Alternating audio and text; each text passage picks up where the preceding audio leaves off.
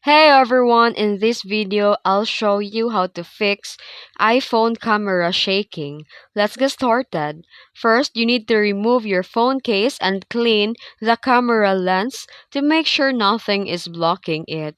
And after that, you can restart your iPhone. This can reset the camera system and open the camera app.